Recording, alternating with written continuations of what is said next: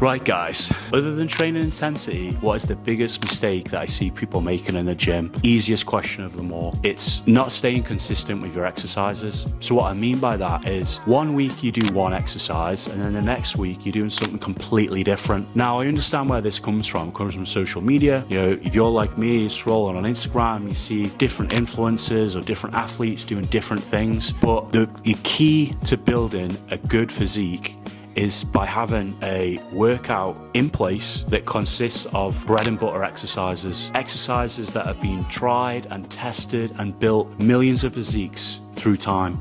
The way that Arnold Schwarzenegger trained in the 70s is not that far off how a professional bodybuilder would train on the Olympia stage today. Sure, science has caught up. We know about rest periods, we know about nutrition. There's lots of things that we've progressed with, but with regards to the movements, the body mechanics of the human body, that's not going to change. So what you want to do is you want to find an exercise and you want to come up with a plan, but that plan should not change for about 2 to 3 months minimum. How are you ever going to know if you're progressing if every single week you're doing something different? And if you get bored easily, unfortunately, this isn't for you. You know, find something else to do for your fitness, you know? Join a team, you know, find a sport, do some circuit training, something like that. You're still going to get benefits out of that, but you're never ever going to create a solid physique unless you have a solid plan and you execute on it. It's as simple as that. You want to each week go into the gym with the same workout, the same split, and then just progressively get better at that over time. And that once you've mastered that, then you can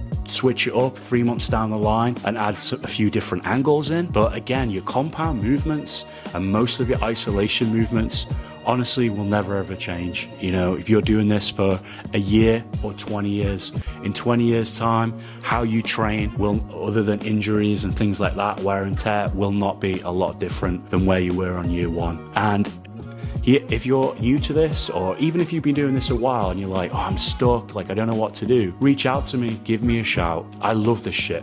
I love putting plans together for people and then letting them run with it and seeing where they get to. Workout split for the week, exercises, you know, how many reps like we were talking about before. I'll give you that. You just need to execute. Go in, give all your intensity to those exercises, learn the movements, get really good at the basic stuff, and away you go.